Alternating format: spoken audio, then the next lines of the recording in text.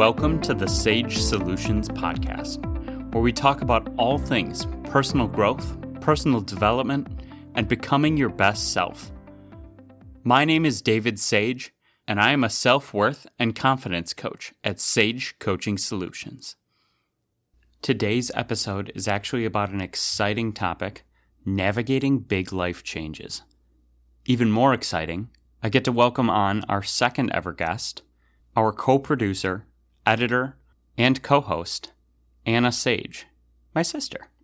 Anna is one of my favorite people to talk about personal development topics with. I always have incredibly insightful conversations when I talk to her about these things. She has taught me so much about the way that young minds work, about the way that emotions work, and how it's very important to validate people's emotions and the follies of invalidating people's emotions. She has a very insightful and well-spoken perspective. She regularly challenges me on my thoughts and views and helps me learn and grow all the time. Anna graduated summa cum laude with a 4.0 GPA and honors college degree in early childhood education. She did this while working through college, where she worked as an assistant director and teacher at a dance studio. She eventually became recognized as an innovative, responsive, and deeply empathic educator, all while sharing insightful reflections on personal and professional growth through her blog. She's a good friend and a better sister. But before we get into it, our goal with this podcast is to share free, helpful tools with you and anyone you know who is looking to improve their life. So take action, subscribe, and share this podcast with them. So why don't you give us a little background on your experiences with big life changes? Is navigating big life changes something that comes naturally to you? Well, no, not at all. I actually used to be terrified by change. Honestly, it's something that still scares me a lot. But over time, I've developed a capacity for being able to sit with the discomfort that comes with those big changes. I'm somebody who really loves routine and consistency and having a sense of control and certainty. So up until about 22, towards the end of college, I really tried to control the amount of change that was happening in my life in any given time. I think the biggest change that had happened up until then was going to college. And when I went to college, that was a big enough change happening in and of itself that I made the decision to stay home and commute from home instead of going to the dorms so that I would still have that consistency, that comfort, and not have more change of living in the dorms. And also, I stayed home so that I could continue dancing and working at the dance studio that I had grown up with. Because at that time, if I would have had to stop dancing, leave the studio, go live in a dorm, and start college, honestly, I think that amount of change would have been earth-shattering for me. I don't know if I would have been able to handle all of that change all at once. So I made some choices that allowed me to still have some sense of control of, yeah, there's some change happening, but it's not going to be every aspect of my life. Yeah, I mean, that makes sense because even just going from high school to college is a big change. I totally understand the desire to keep whatever control or consistency that you could. It makes a lot of sense, but I don't think I really understood or saw it that way at the time, so it's pretty interesting to hear. As I was hearing you talk about this, it made me kind of reflect back and realize that we both actually had a pretty big life change even earlier in life. And I'm wondering if you think that that may have had an effect on your resistance to change. For context, our parents got divorced when I was in 6th grade and Anna would have been in... I was 8, so maybe 3rd grade, 2nd grade, 3rd grade, somewhere in there. But yeah, honestly, I hadn't thought of that before you mentioned it, but now that I'm reflecting on that, absolutely, that definitely had a huge impact on how I tried to face change. When Mom and Dad told us they were getting divorced, I distinctly remember this huge shift within myself where it completely shattered my perception of reality. And suddenly I was aware that change could be something that is terrifying. And I guess without realizing it, I carried that with me, even though I didn't have many other big changes after that point until college. I carried that fear of change with me and started approaching changes with how can I still have some control and hang on to the pieces of my life that I love and don't want to change. Yeah, I mean, it makes a lot of sense. When I reflect back on it, I do remember initially, I think I actually took it harder than you. Yeah. I took it really, really hard. It completely shattered. But I also think I, in some ways, moved through it quicker than you. And I think it had a longer, more overall impactful effect on you in some ways. I agree. I think watching you have a harder time with it added to how hard it became for me, because that was part of what made it so scary was suddenly my brother was just devastated, and I watched you experience all of that. Well, and I think for me, in perspectives we talked about an anchor, I tend to use Frankel as my go-to anchor. I think the first time I ever really developed an anchor was our parents' divorce. Things felt dwarfed in comparison. It changed who I was, not always in a bad way, in a mixture of ways. And at the end of the day, I understand why it all happened. I don't blame them for making that choice. Agreed. But I'm curious to hear how your journey with big changes continued after going to college. Yeah, so I was able to maintain that sense of control with keeping some sort of threshold with change until I started my student teaching or my internship in the last semester of my senior year. That was the first time that a big change happened, and I had zero control over it happening and what was going to happen next. So to give some context, I went into my student teaching internship with the choice of 2 different schools that I could work at. And being somebody who decisions are very hard, I put a ton of thought and weight into my decision. I took a ton of time to try to make the decision that was best for me, and I felt very comfortable and confident going into the school that I chose. For context, that's a big deal because you are not the strongest decision maker in general. Decisions are hard for you. Absolutely not. I hate decisions, but I've gotten better at finding ways to make them. So I made this decision. I go into the year. I'm excited and nervous and starting in this new classroom. And one day, something happens that I ended up having to write a report about, which was scary. Me being this little intern going into the field and suddenly have to write a report that goes to the principal. And in addition to that, my mentor teacher had a lot going on in her life, and she just got to a place where she realized, you know what, I'm not in a place to be able to guide an intern in the way that I'd like to.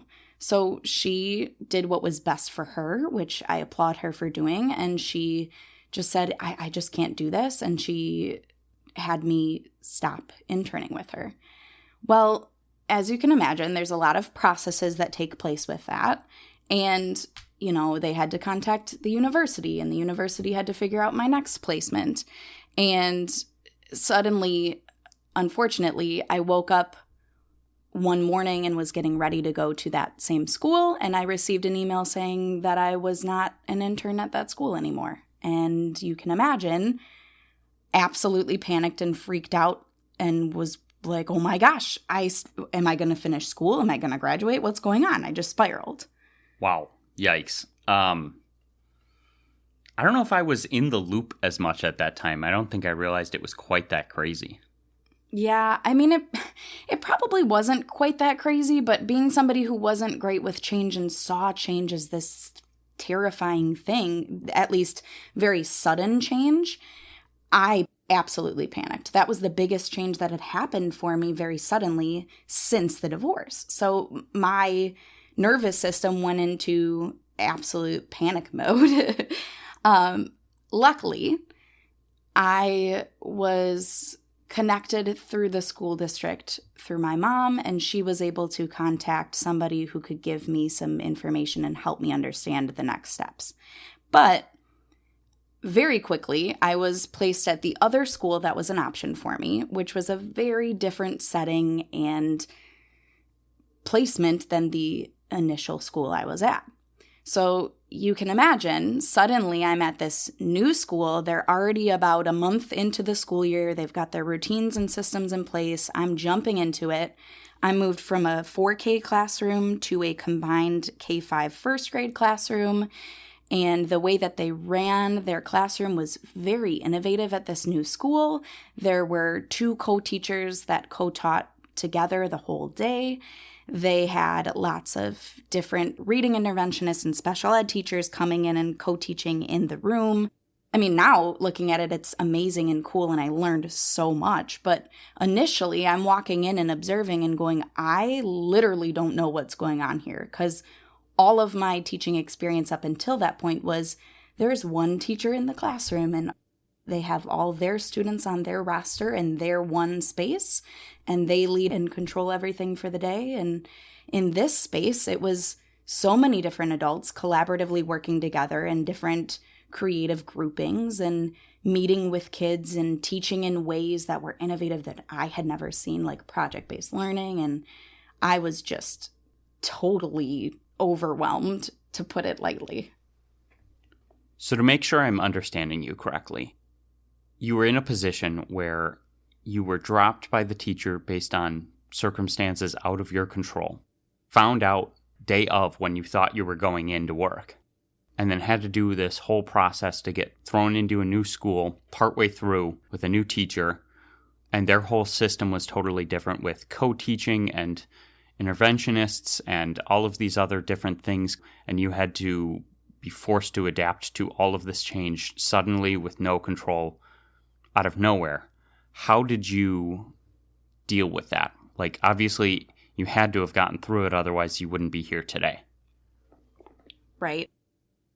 I think the biggest thing that helped me ground myself was that year, our district was partnering with an innovative leader in education. His name was George Kuros. And he had kicked off the school year speaking with us, and I had been reading his books, and I was so inspired and empowered by his approach to things.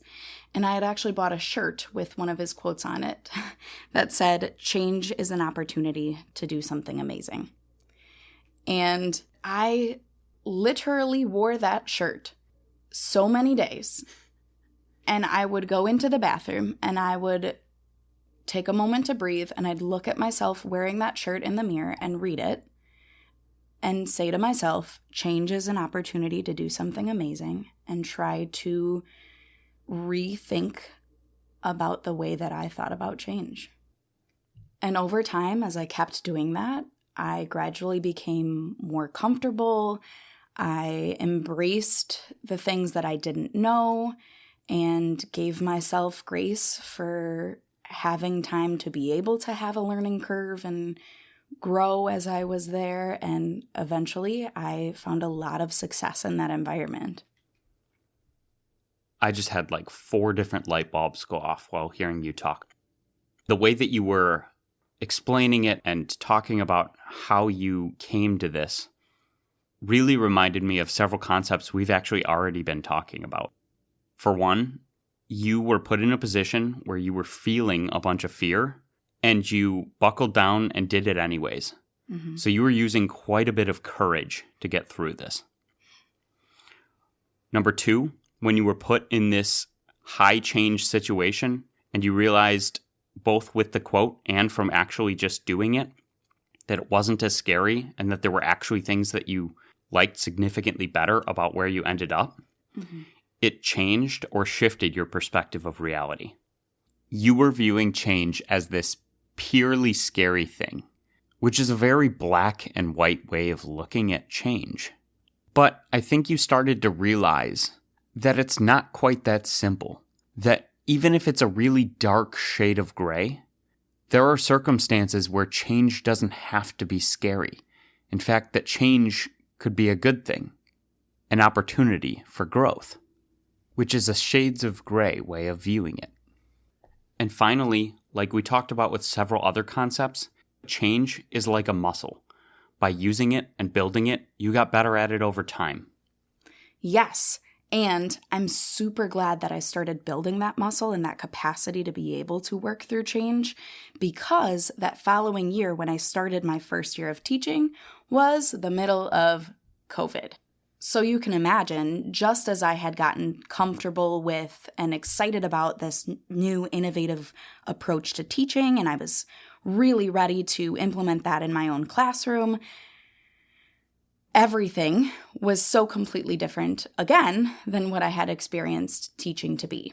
Suddenly, I had to figure out how to teach first grade virtually through Zoom, and I had to teach asynchronously so that we could make sure kids who weren't able to access the learning during the school times due to family circumstances had something pre-recorded that they could still access to be able to learn. So I had to start tape recording myself teaching and also teach on a Zoom platform. And then after a while of that and starting to get comfortable with that new format of teaching, then we partially went back into schools and I had to teach in a hybrid format where I had some of my class in front of me in these little plexiglass dividers with masks on, while another part of my class was still on Zoom on the whiteboard, and that was totally different than just virtual. And then finally, towards the end of that school year, we were all in person, but we still had all these different zones and regulations that we had to have in place for the safety of the students to be able to have learning happening. And it was just still wildly different than in-person learning had looked prior to the pandemic. God, I can't even imagine how much of a cluster that must have felt like. I mean, just that whole time period, it shook up the whole world, but when I was hearing about your teaching experiences during that, I don't know what else to say about it other than I felt bad for you.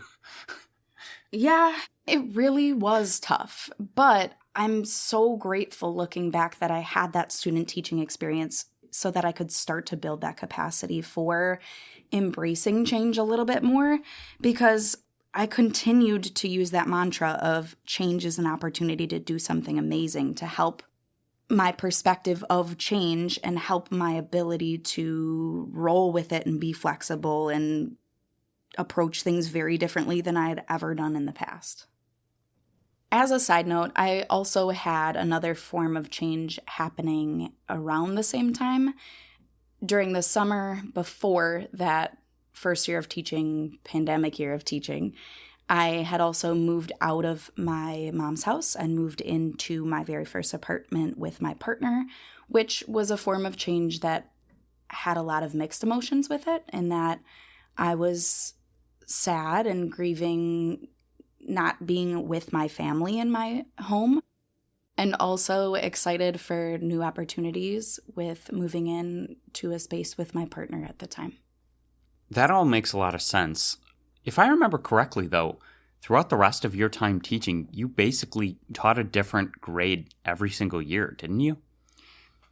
Pretty close. My first year teaching was first grade and a few second graders as well. It was first and a hint of second grade. A whiff. A whiff. My second year of teaching I moved to third grade, which is a grade level I'd never taught before. And I had a new team, a new co-teacher. And then I continued with the same team, the same co-teacher, but a third member of the team that was different. And that year was second and third grade. And then the following year, I went back to first grade with a brand new team. And we approached co-teaching differently than I had in the past. And that was just straight first grade. But even though I had some experience teaching first grade my first year, most of the materials I had created, I couldn't utilize because they were designed for either virtual or hybrid or forms of instruction that were not the same as 3 years down the road. No, I mean, that makes a lot of sense. Just to summarize, I guess you, every single one of those years, had change on a smaller scale. Things were not as constant at any point throughout your teaching career because there were always at least reasonable sized shifts going on. But none of those were really the next big shift for you, were they?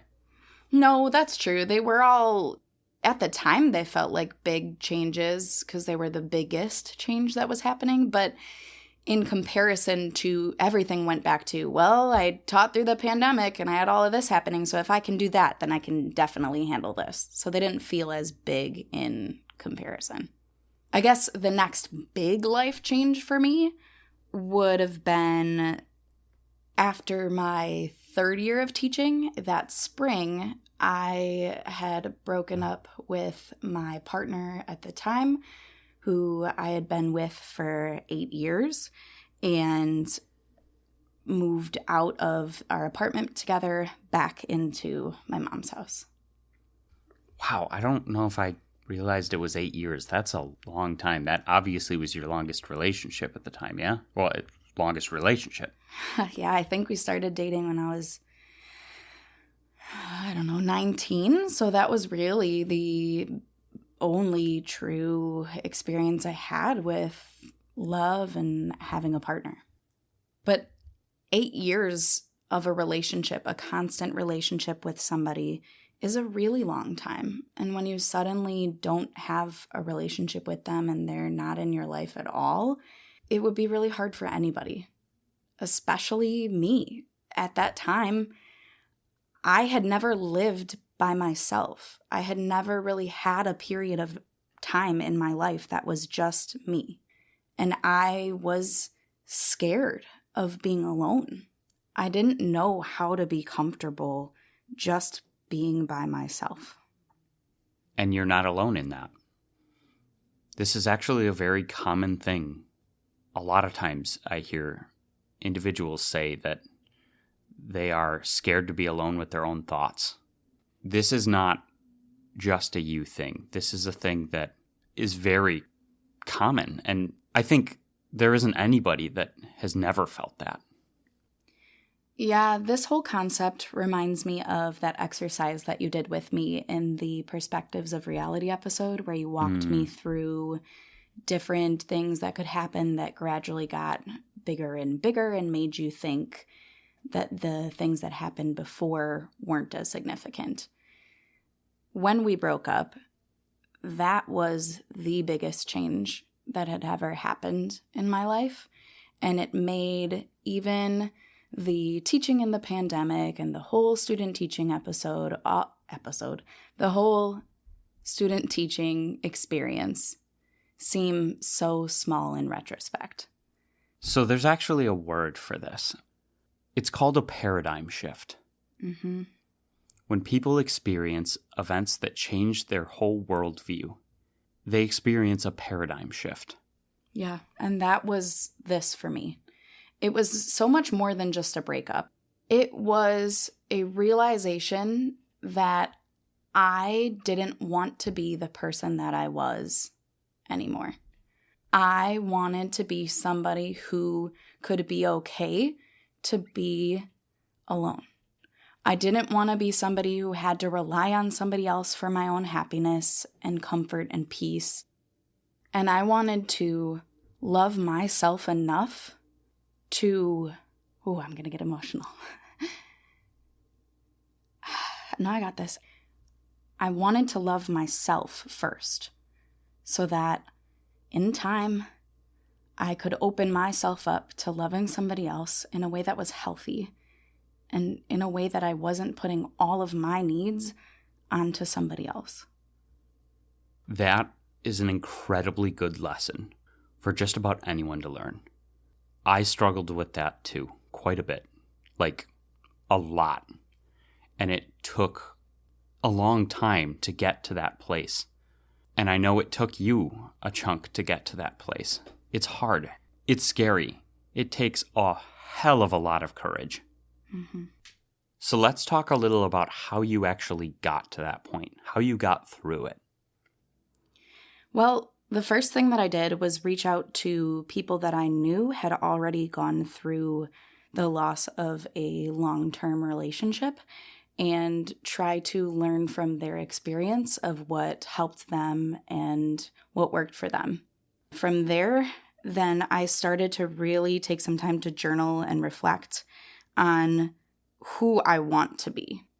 So I started thinking about who I am right now is not who I want to be, but what kind of person do I want to be? If I were to look in the future and see me 2 years down the road, what do I want to be able to say about her? So that I had a goal of what I'm reaching towards. Once I had an idea of who I wanted to become, I took on a mentality of openness. And by that I mean I really opened myself up to personal growth, and I actively sought out experts who had far more information about how to go about becoming a better version of myself. And I prioritized listening to podcasts and reading books and learning from them. And as I was listening and reflecting, I would apply what I was learning by creating a set of intentions in the notes on my phone that could guide me with when I was taking actions to make sure that I was really becoming that person that I envision myself being in the future. Would you mind actually sharing a couple of those intentions? Yeah, absolutely. Just know that these are personal to me, but if any of them resonate with anybody listening, please feel free to use them for yourself. I'm happy to have them add value to your life too. So I set boundaries that protect my peace. I ground myself in gratitude. I find serenity in solitude. I give myself grace through imperfection. I don't let fear stop me from pursuing possibilities. I'm authentically and unapologetically myself. I don't compromise my authenticity for approval. And when in doubt, I ask myself, does this feel authentic to the person I want to be? I want to make a distinction here that I think few people do. Many times when I hear the term authentic self, people use it to describe who they are right now. And I think it is a really great distinction that you're talking about the authentic self that you want to become. Not just, is that exactly who I am right now? And am I being authentic to that? But is this authentic to this version of myself that is like an ideal of me that I want to become? I think that's an important distinction that allows for way more growth and development. I think it's important to note, though, that I didn't just stop at creating intentions and regularly reading them to myself and reminding myself of what intentions I want to hold. I started taking action that was very uncomfortable for me, like going on walks on nature trails by myself and not allowing myself to put in headphones. And at first, it was really uncomfortable and felt very unnatural. But as I continued to do it, knowing that it was grounded in what I really do want, I embraced being comfortable with being uncomfortable. And over time, it became more and more comfortable. It almost seems to me like a big part of what helped you through some of these changes was embracing mindfulness. Yep. Being present, being grateful, giving yourself self-compassion. Yeah. And when I did, the gratitude came naturally. When I was present, I was so overwhelmed with the peace and beauty of that moment that I couldn't not.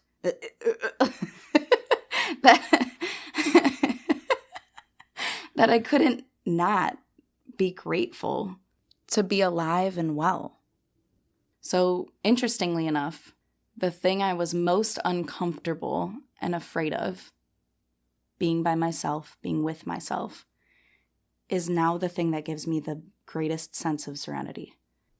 So if I remember correctly, you actually had an even bigger life change happen, like objectively speaking. Something that you strived towards since you were a kid, your childhood dream. And I'm curious to hear how that affected you. Well, I think it's important to know that I was the kid that from very early on knew with certainty that I wanted to be a teacher.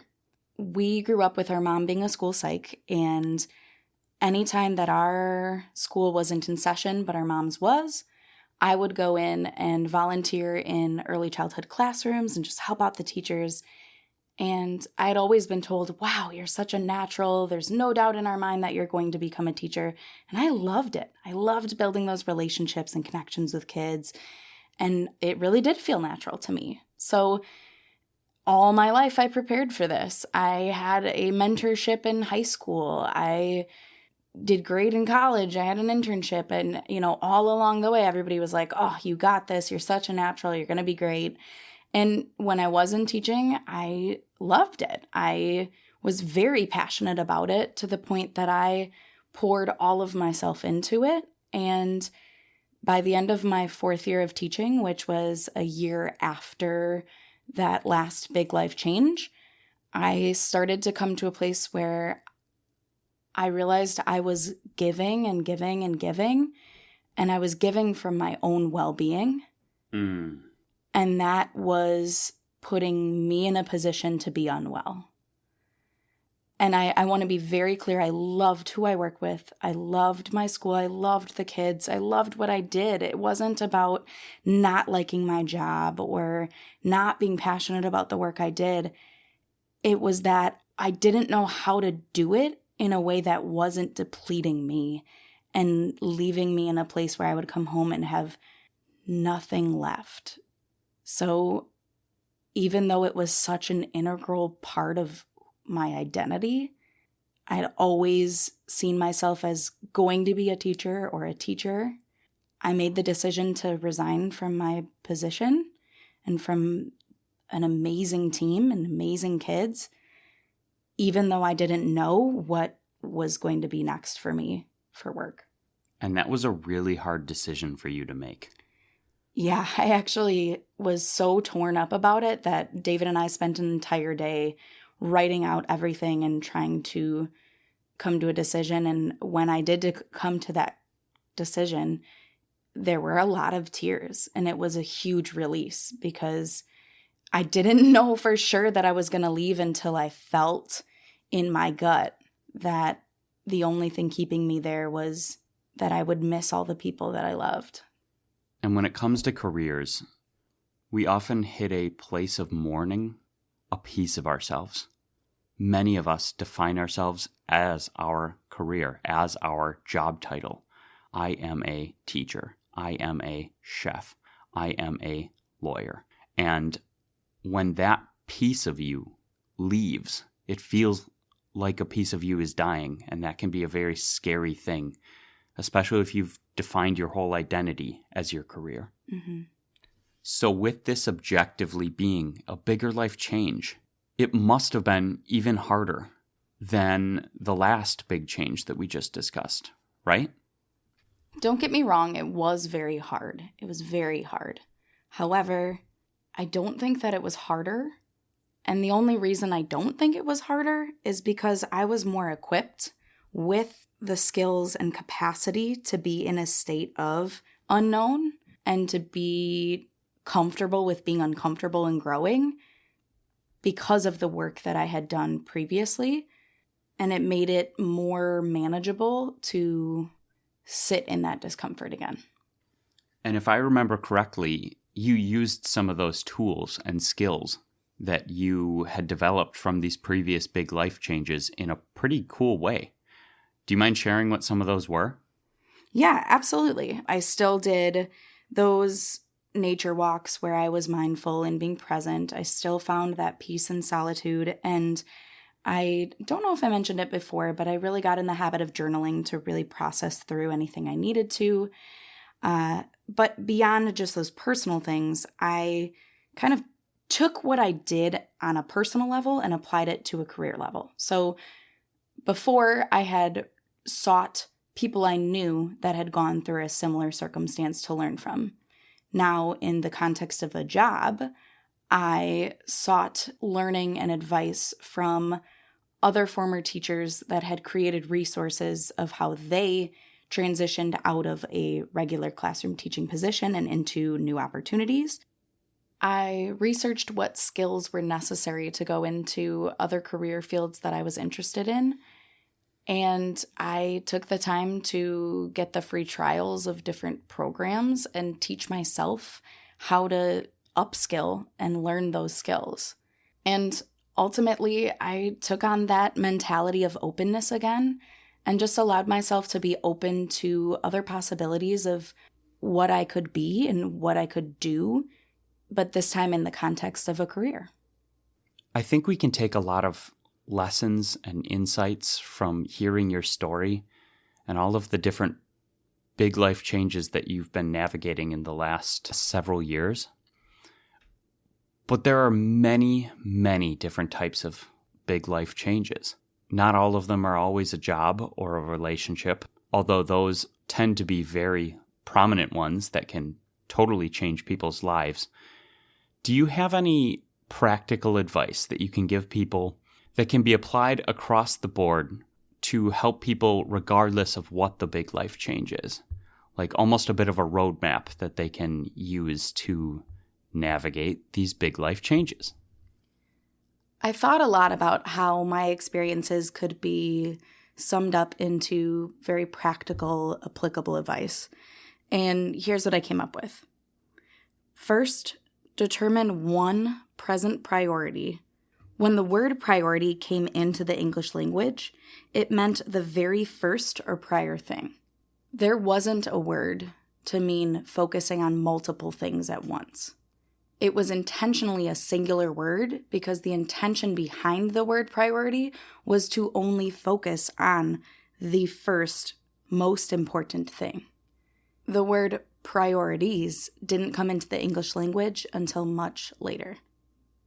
Now, I want to clarify something real quick. You're using the term present priority, and it's not a term that I even hear very often, so I kind of want to break it down real quick. You're not saying people can't have multiple priorities in your life. It's not like do your finances and say screw the diet. It's more about focusing on a singular priority at a time. When you are working on something for your finances, you are not focusing on the diet. It is your priority in the present. Yes, and I want to point out that the word present is also important there because your present priority can shift and change with different contexts and situations. You can even have multiple present priorities within a day. But it's most helpful if you try to focus on only one priority at any given time.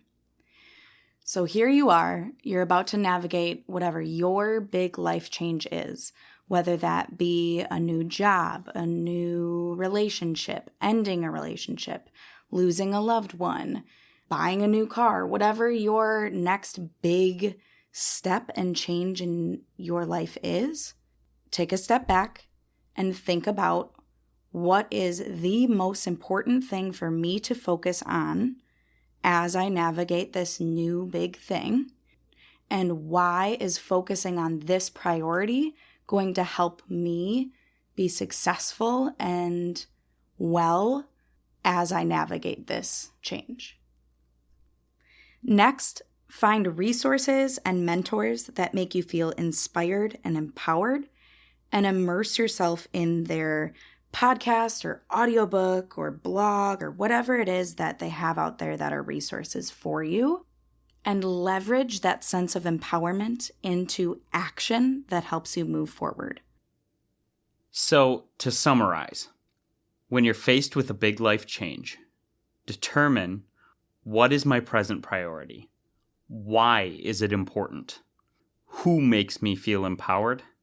And how can I leverage that sense of empowerment into intentional action?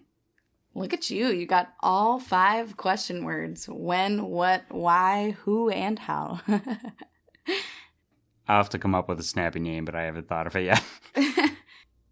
I really appreciate you asking me to be a guest for this episode, and I hope that people listening can get some value from hearing about my life experiences and my advice. But I'm fully aware I'm not the only person who's gone through major life changes, and I know that you've gone through your fair share. Plus, I know you have more value to add here, so take it away. Yes, I've had my fair share of big life changes as well, but one of the main reasons that I brought you on to be a guest on this podcast was because I was really impressed with some of the approaches that you took towards a lot of big life change happening in a very short, crammed period of years, and how much I've seen you learn and grow as a person. And I just thought it was an incredibly useful, practical, and powerful example that I could extract a lot of great lessons for people, which made you the obvious choice. Oh, thank you. My big life change was having to change my identity that I had built up based on a career just like you had. I grew up cooking since I was like 5 or 6. I still love cooking. I knew I was going to school for culinary school since I was like 8. I took college culinary classes in high school. I went to culinary school. I graduated from culinary school. And then I got out into the industry. And when I was actually doing the job, I had to come to terms with the fact that some of the logistics of that industry were not something that I was willing to accept for my life. And that was really hard because everyone saw me as David the future chef. And I never even got to the point where I was a chef. And I had to do a lot of reevaluating who I was and seeing whether I was somebody other than just David the future chef. I ended up becoming a life coach, and I think that major life change ended up being one of the best things that could have happened to me, but it was hard. It took courage, but I'm so glad that I did it. See, when big life changes happen, you often don't have that much control over them. So you get to choose whether they are happening to you or for you. I'm not saying that to minimize suffering. I'm saying you can either find a way to make whatever the big life change is work for you, or you can take more of a victim mindset and say, why is this happening to me? You have way more agency with the first one. I took a lot of my inspiration on the topic of navigating life changes from somebody who's considered really an expert at it and has had to do it in massive ways many times, and that would be Mel Robbins. Just know that this primarily comes from her whole approach to life changes, mixed in with a number of other things that I've learned and my own personal experiences. First off, you're never starting over. You're starting from experience. All of your life experiences, both good and bad, have helped prepare you for this big life change. Big life changes usually require a lot of courage. So building up your courage will make you much more resilient to these big life changes. When you are going through a new phase of your life, imposter syndrome can be incredibly rampant and overwhelming. It's okay. That happens to all of us. You're not an imposter. We all have to make changes. The best way to think about it, to think about the big life change, is to picture your life as a road trip. Big life changes are just stops on that road trip. If you view the whole thing as a road trip, everything you do is a part of the journey. And when you face setbacks in these big life changes, or if some of these big life changes seem like setbacks themselves, you can always get back on track. If you're too lost, pull over. Figure out where you are. Map it out. Find where you're going so that you can get back on track. Use that priority to get you where you're trying to go.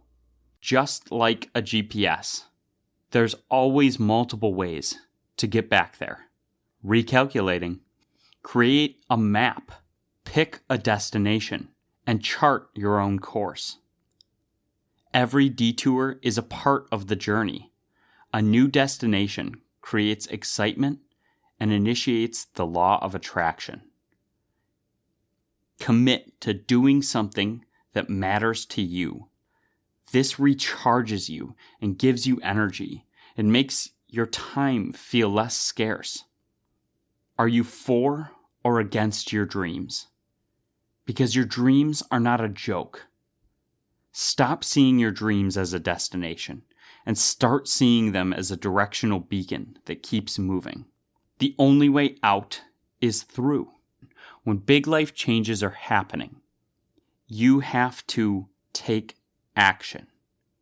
The best time to do it was 20 years ago. The second best time is right now. Action equals success. Outcomes equal learning. Commit yourself to imperfect action. 5, 4, 3, 2, 1, go. Use that 5-second rule. Avoiding failure is avoiding success. You have to let go. Detachment isn't about owning nothing. It's about letting nothing own you. You have to let go of where things were. It's called change for a reason. You gotta have some flexibility so that you can navigate this new life change. Big life changes are the best opportunity for growth. Use any time you have in between to upskill and reskill. Take advantage of the drive. A great quote by C.S. Lewis, author of The Lion, the Witch, and the Wardrobe, is, "There are far better things ahead than anything we leave behind." Thank you for listening to the Sage Solutions podcast. Your time is valuable, and I'm so glad you continue to choose to learn and grow here with me. If you haven't already, don't forget to subscribe so you don't miss out on more sage advice. One last thing. The legal language. This podcast is for educational and informational purposes only. No coaching-client relationship is formed. It is not intended as a substitute for the personalized advice of a physician, professional coach, psychotherapist, or other qualified professional.